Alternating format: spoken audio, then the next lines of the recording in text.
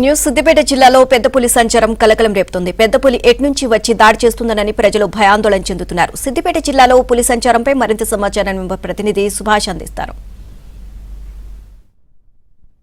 సిద్దిపేట జిల్లాలో ఇటీవల పులుల సంచారం పెరిగింది. వరుసగా ఎక్కడో ఒక చోట చిరుత పులి సంచారం పేరిట కలకలం రేవడం అనేది సాధారణంగా మారింది. ప్రస్తుతం సిద్దిపేట జిల్లాలో మరోసారి అదే విధమైన కలకలం రేగుతుంది. సిద్దిపేట జిల్లాలోని ఇటు దుబ్బాక సిద్దిపేట రేంజ్ పరిధిలో పెద్ద పులి సంచారం జరుగుతున్నట్టుగా తెలుస్తుంది. సో పాదముద్రలను కూడా ఫారెస్ట్ అధికారులు గుర్తించారు. దీనికి సంబంధించి ఇప్పటికే ఫారెస్ట్ అధికారులు వీటికి సంబంధించిన ఏర్పాట్లలో కూడా ఉన్నారు. ఇప్పటికే ఈ పెద్ద పులిని గత 2 రోజులుగా పెద్ద పులి ఈ ప్రాంతంలో తిరుగుతున్నట్టుగా గుర్తించిన ఫారెస్ట్ అధికారులు ఇక్కడ పెద్దపులి జాడలు కూడా కనిపిస్తున్నాయి.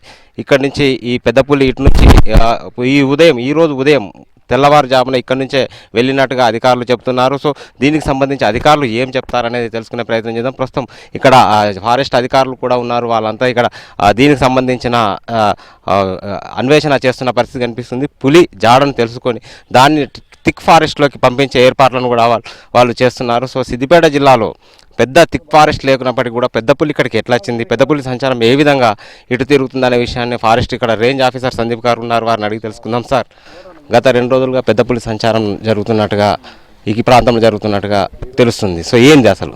అంటే నిన్న సుమారు 10-11 గంటల ప్రాంతంలో మా సిద్దిపేట రేంజ్ సిబ్బందికి ప్లస్ మా దుబ్బాక ఫారెస్ట్ సిబ్బందికి ఇక్కడ నుంచి కొంచెం పాదముద్రికలు కొన్ని డిఫరెంట్గా కనిపించినాయి అన్నట్టు మాకు సమాచారం అందింది.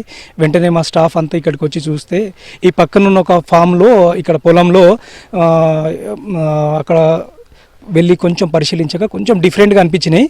దాన్ని బట్టి మేము నిన్న మొత్తం ఇక్కడ అలర్ట్ అయిపోయి స్టాఫ్ను మళ్ళీ తర్వాత 2 టీంలను అలర్ట్ చేసుకొని ఇది చిరుతపుల లేకుంటే వేరే పుల అని దాని మీదకి వెళ్ళి మేము ఎస్టిమేట్ చేసుకుంటూ మొత్తం టీమ్స్ ఫామ్ చేయడం జరిగింది. తర్వాత అదే భాగంలో ఇక్కడ కెమెరా ట్రాప్స్ కూడా ఏర్పాటు చేసినాము. కెమెరా ట్రాప్స్ ఏర్పాటు చేసి చుట్టుపక్కల వాళ్ళకు కూడా మేము అవగాహన కల్పించే కార్యక్రమం మేము మొదలుపెట్టాము.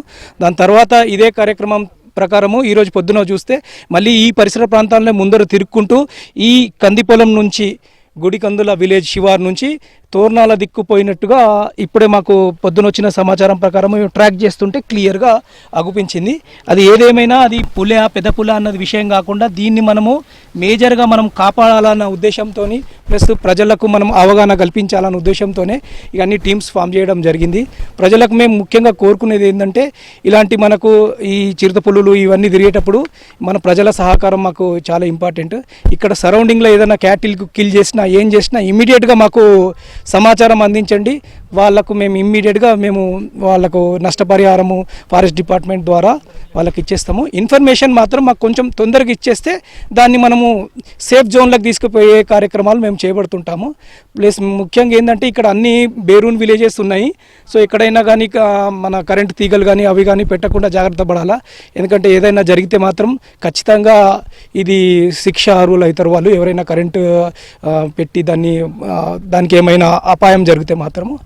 వచ్చే ఒక 2-3 రోజుల్లోనే ఈ పులి తన సొంత ప్రాంతానికి వెళ్ళే అవకాశం ఉంది. దానివల్ల ఎలాంటి ప్రమాదం సంభవించే అవకాశం అయితే లేదని చెప్పేసి ఫారెస్ట్ అధికారులు చెప్తున్న పరిస్థితి కనిపిస్తుంది.